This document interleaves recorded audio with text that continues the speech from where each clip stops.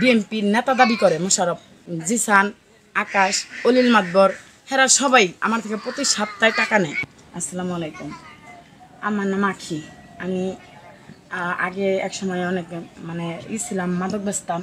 আমি এখন আর মাদক টাদক বেচতে চাই না। এখন আমি বেচতে চাই না আমার এই বাচ্চাকে কারণে আমি আগে মাদক বেচছি, কিন্তু এখন আমি আর চাই না। এখন আমার বাচ্চারা বড় হয়েছে, আমি চাই যে আমার বাচ্চারা হাগমুন যা পারি আমি তাই খামো, এগুলার বেচুন না।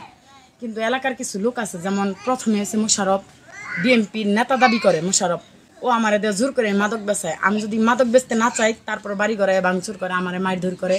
মাদক বেচলেও টাকা দিতে হবো, না বেচলেও টাকা দিতে হবো। আমি যত যাই বেচছি আমার সমস্ত টাকা পয়সা সমস্ত কিছু মোশাররফের কাছে। ও আমারে দে বেচাইছে, এখন ও আমারে জোর করে বেচাইতেছে। তারপরে হয়েছে ওই জিসান, আকাশ, অলিল মাতবর, হেরা সবাই আমার থেকে প্রতি সপ্তাহে টাকা নেয়। আমি চাই যে আমি এগুলো আর বেচুম না, কিন্তু তারা আমার জোর করে বাধ্য করে। আমি ভালো হইতে চাই, আমি কিভাবে ভালো হমো আমি এইটাই চাইতেছি যে আমি ভালো হইতে চাই, আমি আর এগুলো বেচতে চাই না। আমি আমার নাম বেচে সবাই মাদক বেচে, আমার একার নাম হয়। আমার নাম আখি, বাড়ির পাশেও একজন আখি আছে, আখি, ওর স্বামীর নাম শরীয়ত, ওরাও মাদক বেচে। আমি গতকালকে যাবি না আসছি, আমি ভিতরে থাকা অবস্থায় ওরা র্যান্ডম মাদক বিক্রি করতেছে, কিন্তু নাম হইতেছে আমার। আমি চাই সরকারের কাছে চাই যাতে এটার তদন্ত করে যে কেন খালি আমার নাম হয়, সবাই বিক্রি করে আমার নাম হয়, আমি এগুলো বিক্রি করতে চাই না।